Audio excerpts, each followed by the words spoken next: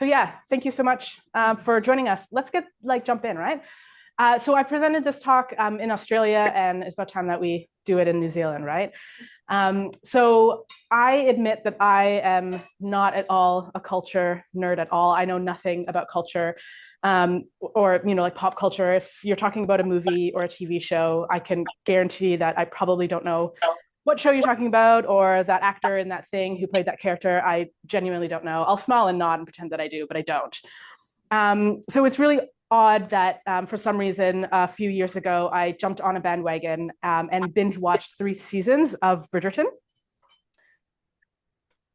So Bridgerton is, here you go. Oh, I'll stand over here.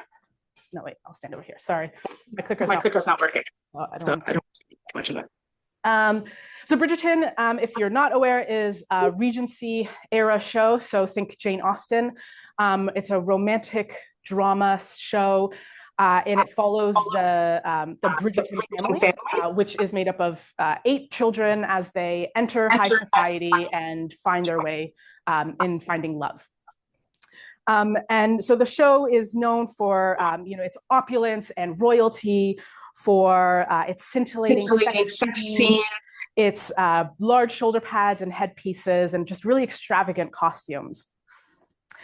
And you might be hearing this and thinking, well, Maia, what in the world does Bridgerton have to do with web accessibility anyway? And I would say a lot, actually.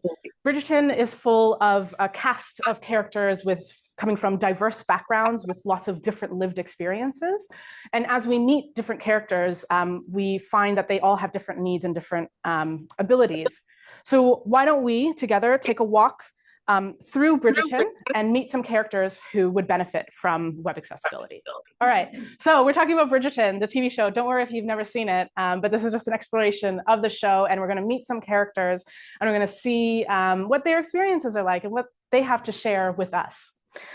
So we'll start the show, this presentation like most seasons start, and that's the presentation of the new debutante to the Queen. So every season is a new year, and the women who have entered, the age of marriage kind of thing, get presented to the Queen, and she kind of deems her opinion of what's going on, and who she thinks is the diamond of that season. And right off the bat, for this season, season 3, we meet Dolores Stowell, and she is signing with her mother in British Sign Language. So for somebody like her, we have WCAG criteria, like 122 captions or 133 sensory characteristics that make sure that somebody like her, or it's her mother, who is hard of hearing or deaf, is able to navigate the web. And as we're, we see this right at the beginning of the season, we think to ourselves as well, as we are advocating in our work, go for low-hanging fruit. There's a lot of things that accessibility can feel really overwhelming and large, and there's a lot to do. And that's not necessarily untrue, but there's also lots of things that we can do. You have colleagues who are on board with you. You have the individual work that's right in front of you. So there are low-hanging fruit, things that you can tap into and make a change. The good thing about accessibility is that, small changes make a really big lasting difference to people. Like, it really has a meaningful impact on the way that somebody is able to use technology. So if we're focusing on that low-hanging fruit, we are actually making a difference. Maybe it's not institutional, but it still has an impact.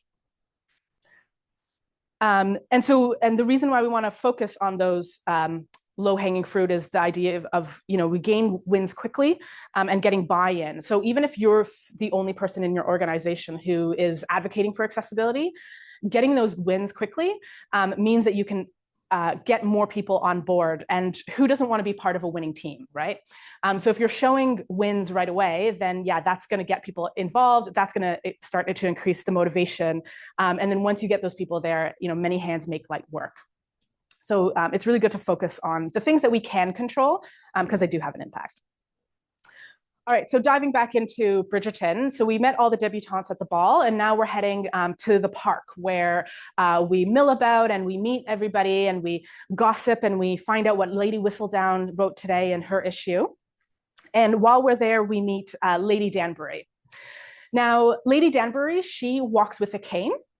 And we don't know why she walks with a cane, but the same things that impact her physical mobility to walk around might also impact her ability with her dexterity, right? So things like stroke, muscular dystrophy, or arthritis can impact the way that she would use technology. So something like keyboard navigation, she would be most pleased with. And as we're talking with Lady Danbury, I do admit to her that she's my favorite character, and she's flattered by that. And one piece of advice that she gives to us is the idea that to create content and advocate in a way that appeals to you. We're all different people and we all have different things that appeal to us. You might be an infographic person, or you might like reading blogs, or, you want like a code or design snippet and like see it in practice. Whatever makes sense for you and clicks for you will click for somebody else as well, right? So this weird Bridgerton accessibility mashup won't appeal to everybody, but I thought it was fun and interesting, so I decided to do it. And as it turns out, there's some other people who find it fun and interesting as well.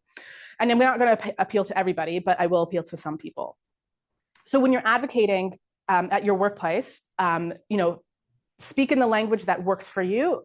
It won't appeal to everybody, but it will appeal to some people. All right, so next, after the Promenade, this season features an extraordinary fair.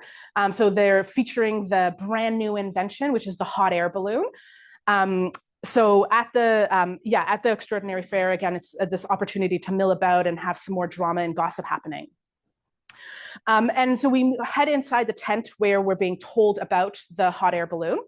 And so in the tent, and there's a photo on screen that's a screenshot of that clip from the show.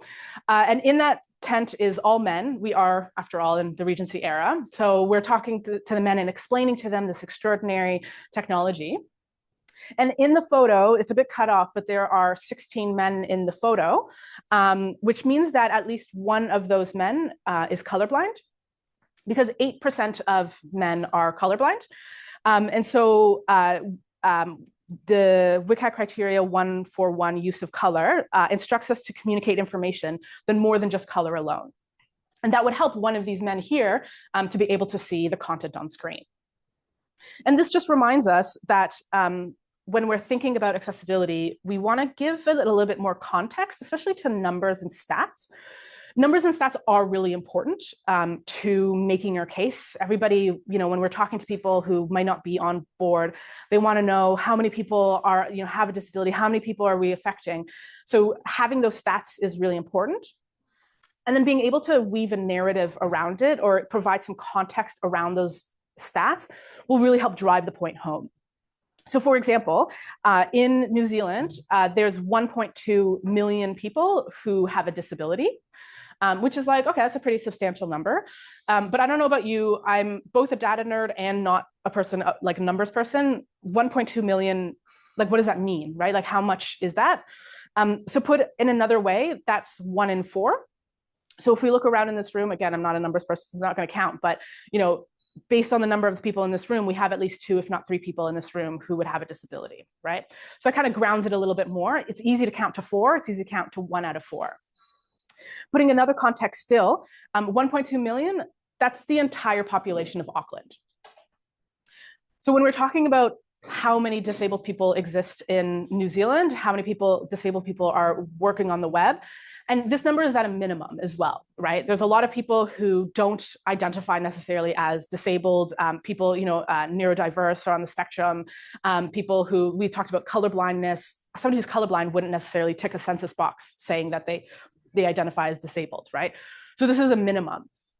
And when we put it in this context of the entire population of Auckland, we would never exclude the Auckland as like a target audience. We would never let a server go down in Auckland and not try to fix it. So providing that context gives a little bit more grounding to that number and a little bit more oomph and impact.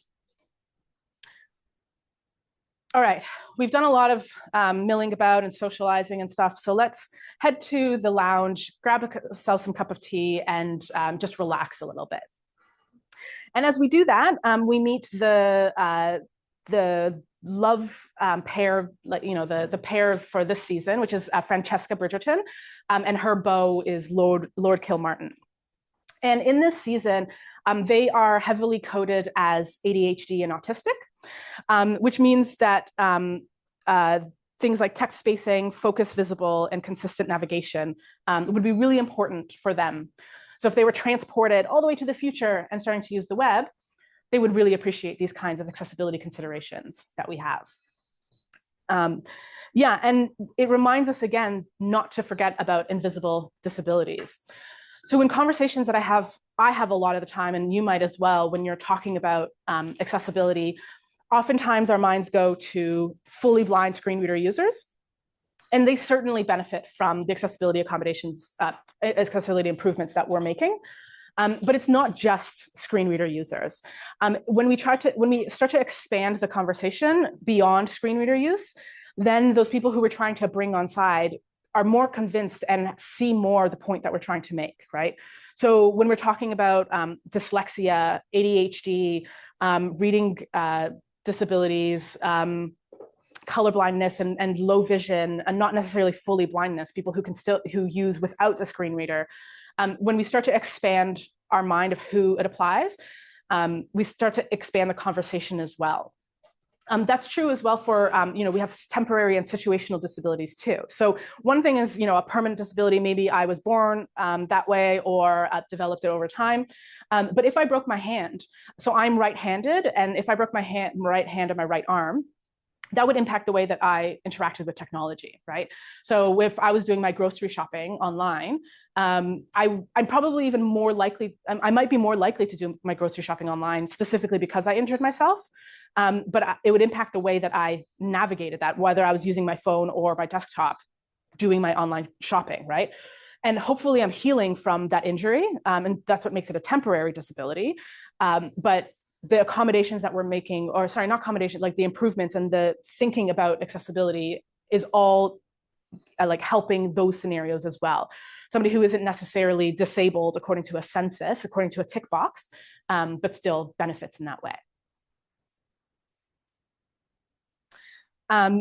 Invisible disabilities, the reason why we want to bring it up is because it's quite common. There's probably in this room somebody or more than somebody who is like, I'm pretty sure I'm ADHD or autistic, whether you got diagnosed that way or not, you're like, I'm pretty sure. And if not you, then definitely one or more people in your life, you know. So it's quite common, invisible disabilities. And it's also relatable. So that example that I had with a broken arm, we can imagine a scenario where you have broken that arm before, right? And then again, it's that broadening idea of widening that conversation beyond just our narrow scope of a blind screen reader user. And to be honest, that when you're advocating for accessibility, that's when the good conversations start to happen. And that's when people start to get excited about it because they can imagine all the different possibilities as well.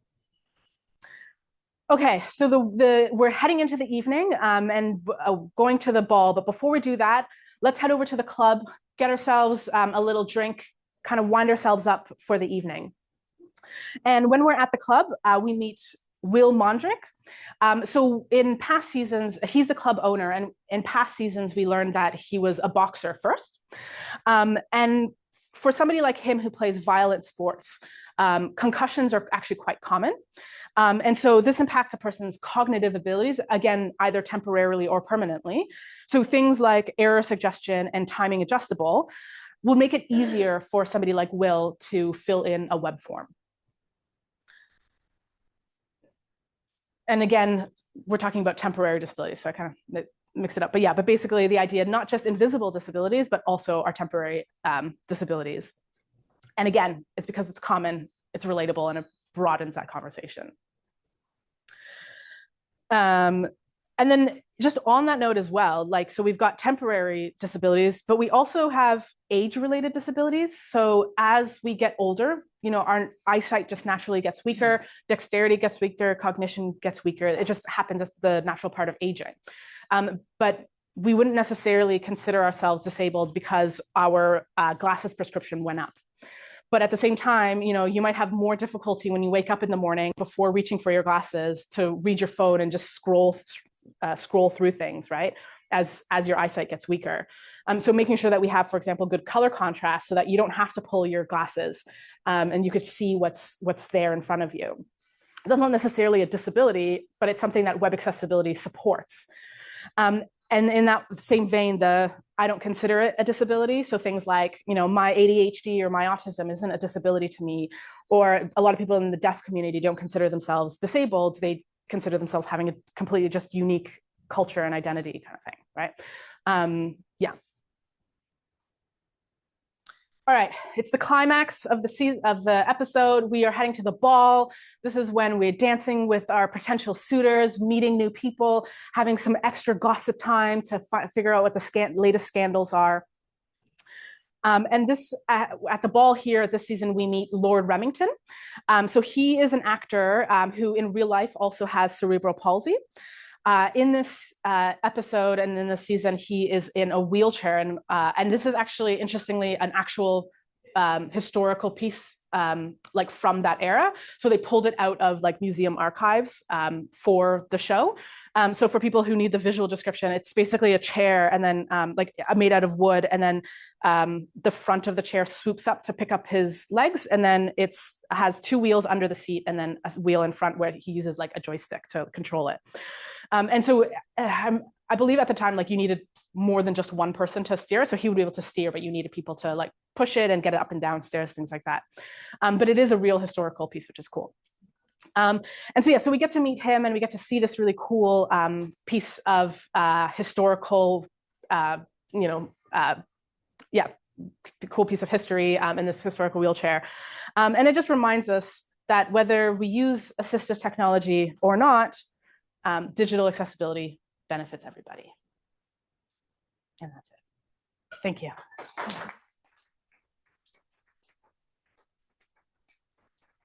Does anybody have any thoughts or questions?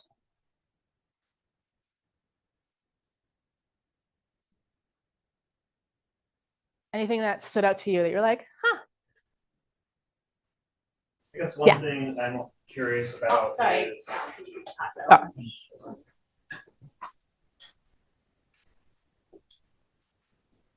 You touched on it a little bit, which is regarding like invisible disabilities, and listed two common ones: autism and ADHD. One that isn't listed there is depression, which is the largest disability worldwide at this point and growing. I love the like reference to age, but I may be not as much up on what new research and innovations are being done for like cognitive disabilities. So many of our compliance is related to physical or research is very much focused on ability to see auditory. Yeah. You know what's happening in that sphere when it comes to like flow, cognitive disabilities, and yeah. So WCAG is the Web Content Accessibility Guidelines. It was created in 2008 and then updated in 2018. Like 2008, that's like before mobile devices or like just at the forefront of mobile devices. And then 2018, they updated it to include some mobile stuff. But with that, and then most recently, just in 2023, they released like a few more things. But yeah, so it's a lot of it focuses on visual disabilities. Some like there's like about flashing, so that's seizures, for example. But yeah, there's a real gap in the cognitive disability area, and that's, I mean, for a lot of different reasons. For one, like we're learning every day more and more about like neurodiversity, especially I feel like in the past few years we've been learning a lot more. So it could be that we just didn't know as much then. It's also so much more like it's quite complex, and every like experience of like a cognitive disability or depression or so an affective disability or physical disability like is different. So there's also like variability in that. So it makes it difficult to like the latest updates was difficult for them to include that stuff. So yes, so you're right in that there's a gap there. What's happening, so they're working on a WCAG 3. That's like very much in the works. So we're not going to see something from that anytime soon. Just like a lot of legislation and policy, it takes time. We're seeing it a lot more just on the ground and through advocacy and through specialization and expertise of thinking about that in the UX space for all of our UXers, thinking about that kind of thing, because the reality is the policy will be slow to uptake and to consider that area. So it's up to people like us in the room and online to know about that stuff, to have conversations about it, to be aware of it. So we'll probably realistically see the UX space being more in tune with like neurodiverse needs. And then hopefully policy in the accessibility space will catch up. But it's just kind of the nature of policy. Yeah, but that shouldn't stop you from taking it into consideration, right? So just because the requirements in the policy is not there, doesn't mean that you shouldn't include it. And there are also some WCAG criteria, like we talked about in the presentation, that do apply. So things like about errors and timing for filling out forms, flashing content, tab like titles, things like that. Those are all things that are helpful for people with cognitive disabilities, learning disabilities, short attention, short-term memory, all that kind of stuff. So there still are some things. And yeah, we just kind of want to see even more when the policy kind of gets updated. Yeah, does that answer your question? Yeah. Yeah. I'm curious to know more about your role. Do you work as a consultant? Do you work with government agencies, or is it very varied? Yeah. So I am the managing director of my company called Aleph Accessibility. And I'm also a web accessibility specialist. So I'm certified to do this kind of stuff. It just means that I know what I'm talking about. So as through the consultancy, yeah, we provide services from like audits, training, and consulting. So it's usually private sector or government that are looking to do like an audit. So an audit is really good if you want to improve the accessibility of your website or platform or app or whatever, but you don't know where to start.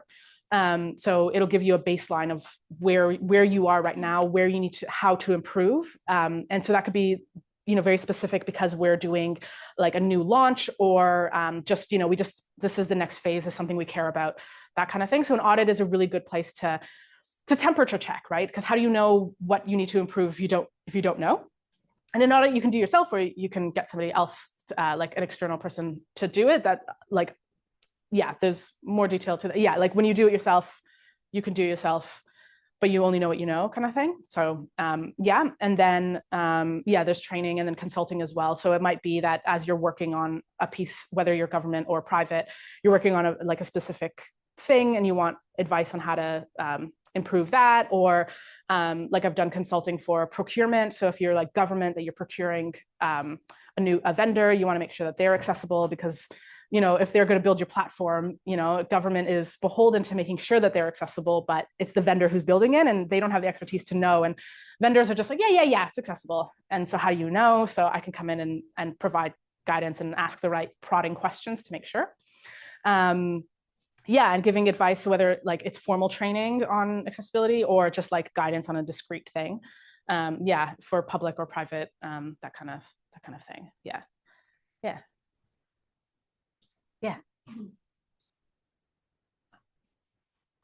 Something that I didn't see mentioned in this, but would be interested in knowing, is alternate formats, and whether that's something that you consider when you give advice to private or public clients. New Zealand Sign Language, Braille, Easy Read, and making those available on a website. Yeah, so alternative formats are not part of WCAG. Unfortunately, it doesn't mean that it's not important as part of accessibility. It's just for the sake of policy and clarifying policy, it's not technically part of it, although government does have requirements to have easy read formats available. So I'm not an expert in easy read. That is its own specialty. But yeah, definitely an advocate for having that content available. Having like sign is really important. So things like videos, for example, it's necessary to have like transcripts and captioning, and it's even better if you're able to have it in sign language, because sign language is a different language than English, right? Like, so we have New Zealand Sign Language, which interprets New Zealand English, but it's not English. It's its own language. And so you'll often see actually that the literacy rates among the deaf community isn't like as high as the non-deaf community. And that's just because it's not their language, right? So when they're reading, a deaf person or a hard of hearing person is reading in English, they're actually reading a different language. So it's just like if you were to read another language, even if you were pretty proficient at it, you wouldn't necessarily be very strong at it. So in that same way, so having interpretations of sign language for things is really valuable, certainly for video, and that could be the same for like written content as well. When I've spoken to people in the community about it, so long as the reading level is like, I don't know what the standard like expected reading level, but like a grade, I don't know, grade 6 or like year 6 or something, I don't know, whatever, like if it's a lower reading level, then it's considered like acceptable for people who are deaf or hard of hearing, because it's just like, you know, trying to like appealing to like a broader audience kind of thing. So you don't need to have NZSL interpretation of the text. But if your text is more complex for whatever reason, then it might be worth, like, if you can't have an alternate, like just simplify the thing, then having an NZSL interpretation of that complex text might be worthwhile, because it's like not the same language. Yeah. Yeah, cool. Thanks. Yeah. Take it out box, put it back in once you're done. I think that's easier than passing it back to me. So my question is, as you've been doing this work over the last couple of years, I'm sure you've noticed the way that accessibility has been included in budgets has shifted. How has your tactics to get them to prioritize or to be able to sell them these services shifted to continue to make it a priority versus people's budgets were like, nah, that's not a thing. We don't care as much. Yeah. I mean, so especially this past year or two with all the cuts, like when things are getting cut, they're getting cut, and it's hard, like it gets cut. But yeah, when I have conversations about accessibility, it's about having a broader conversation and not like just the one conversation and that's it. So the stuff that I was talking about, like the invisible disabilities, and just talking about the broad reach of accessibility, talking about what our stats are, but how that's our base minimum, that 1.2 million. But, you know, that's again, that tick box, you know, who ticked it on a box, but we know that there's so many more people than who would actually tick it on a box, including those temporary disabilities, right?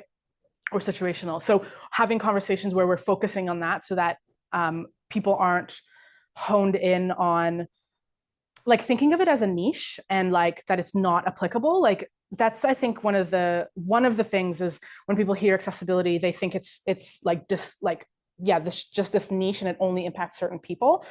So having a conversation that is like, no, actually most of your user, like, or a large portion of your users are disabled. And if they're not disabled, then they would benefit from this as it is. So that's like one conversation that I have. The other conversation is I've got a lot of like stats about how it improves business overall. So businesses make decisions on 3 things: revenue, costs, and risk. So if you're ever having conversations, so they always want to increase revenue, reduce cost, and mitigate risk.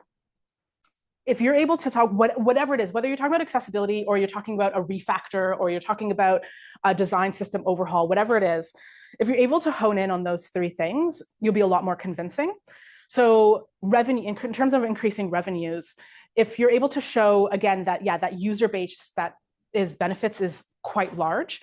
But not only that, you have like improved loyalty, because, you know, if I'm a person who needs to use a screen reader and do my grocery shopping, again, for example, or do my banking, let's do this different example. I need to do my banking, and all of the banks are not accessible except for the one, then I'm going to stick with that bank, right? So people with disabilities are quite loyal, quite sticky customers to have.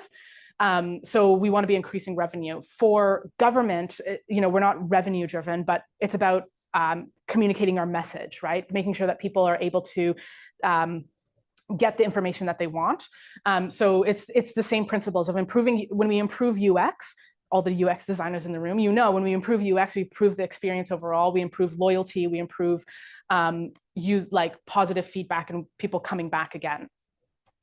Reducing costs, so that thing like refactoring, and when we're starting with a good foundation, so building a design system that takes accessibility into consideration right from the beginning means that we don't have to go back and redo it and reconsider those colors. If anybody works with clients, you know how much of a pain in the ass it is to go back to a client and say, hey, we need you to reapprove a bunch of things because we made a mistake.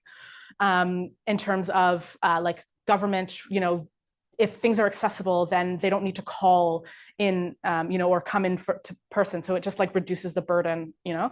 So, you know, we're talking about revenue, cost, then mitigating risk is the legal aspect, right?